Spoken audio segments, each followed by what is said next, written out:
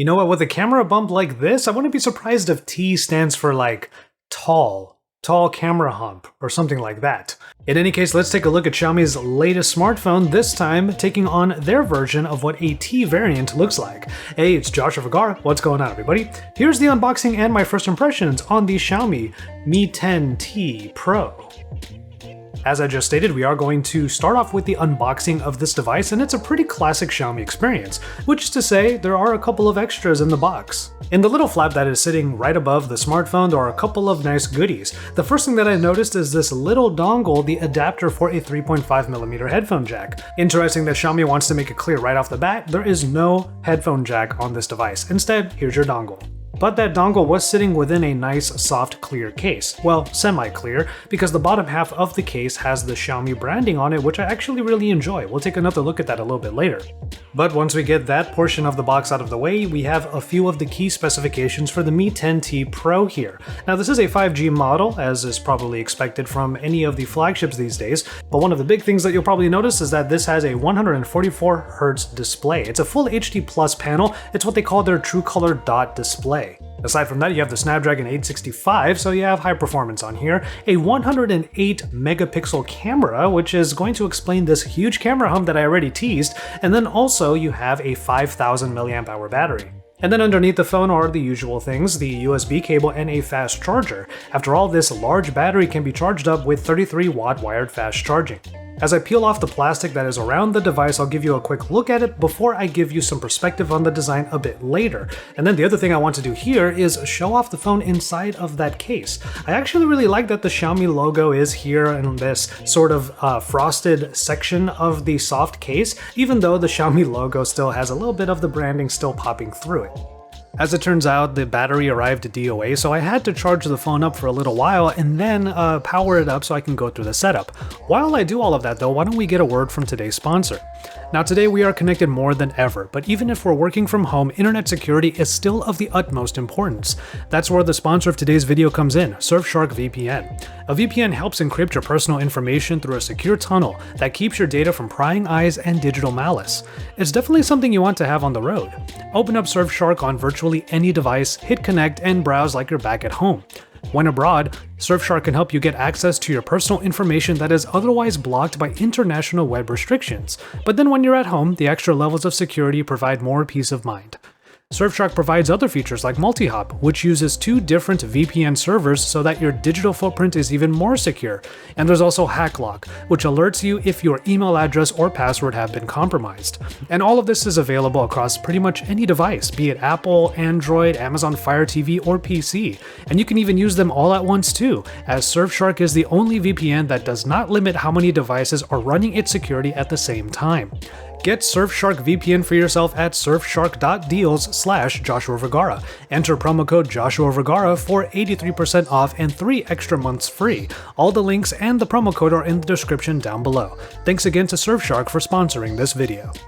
So the rest of the day actually got a little bit crazy. I had to spend some time doing some other stuff as I was getting this phone set up with MIUI 12, which is what is powering this device. If you're looking forward to some camera samples and some video samples from this massive camera array up here, well, you're gonna have to wait for my real-world camera test. I will go through some of the modes a little bit later, but to be fair, a number of the modes that you might see in this camera app, you probably have seen in other Xiaomi phones anyway.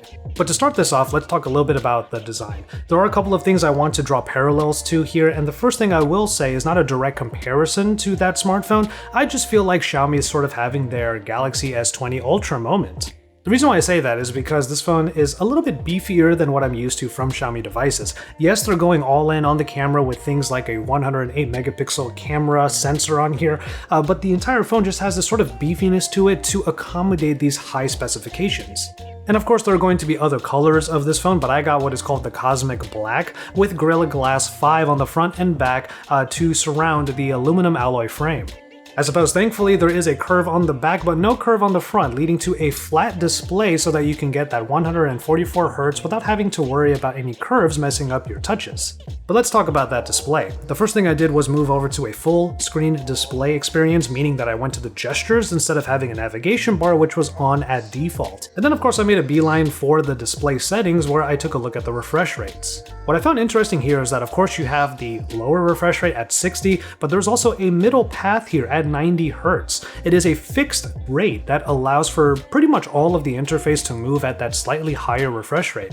But then the 144 Hz is something that's more adaptive, and that is what is implied in the description below it. Some apps will increase refresh rate automatically to improve picture quality. That's the reason why Xiaomi is calling this an adaptive sync display.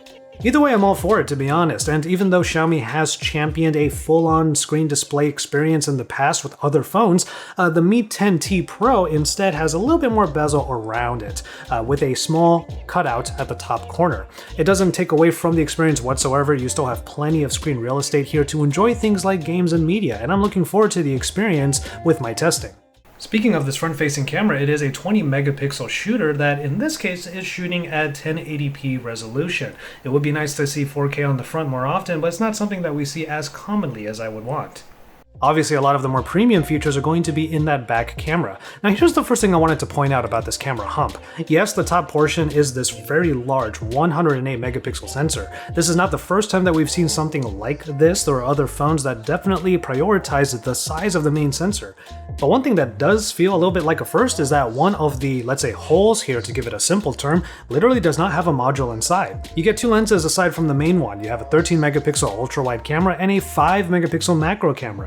Usually when you see a macro camera on another phone, you kind of scoff at it because you know at 2 megapixels it's not going to add too much to the experience. But at 5 megapixels, we have seen one or two other shooters at 5 megapixels provide some nice macro shots. So I'm going to give it a nice little chance as I walk around with this phone during my real-world camera test. Look forward to that by subscribing to my channel. According to the spec sheets, it's this fourth area here that would get that fourth lens on the Mi 10T Lite. On that one instead, you get a 64 megapixel main camera, 8 megapixel ultra wide, a 2 megapixel macro, and a 2 megapixel depth sensor. So this time around, they didn't need the depth sensor for whatever reason, so they just filled that portion in. In any case, there are a lot of little modes here that I'm looking forward to trying out. Now, when you look at the photo modes, there are some interesting additions like a clone mode where potentially you'll be able to put 4 of yourself into one particular shot. There are also many long exposure modes that Xiaomi is introducing here, like the moving crowd shot where you just have one idle subject while the rest of the surroundings continue to be dynamic.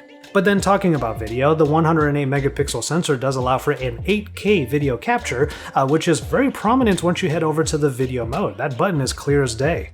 And then you have a couple of other modes that you might have noticed from other Xiaomi umbrella smartphones, like the clone mode, which allows you to put 2 of yourself inside of one video, and this mode, the front and back, which allows you to record using the front and back cameras at the same exact time, kind of like hosting your own little vlog showing what's going on right in front of you.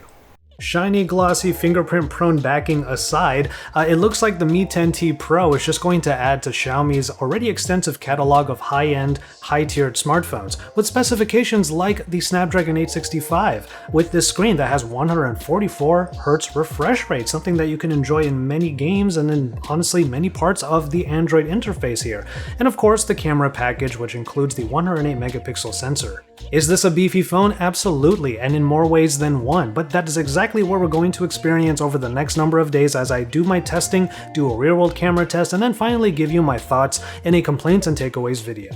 For now, get into the comment sections down below, let me know what you think about the Mi 10T Pro, what things you might want to know from it, what things you want to see in action, and I will do my best to get into the camera modes and have some fun with some of those new modes that they're introducing in this phone.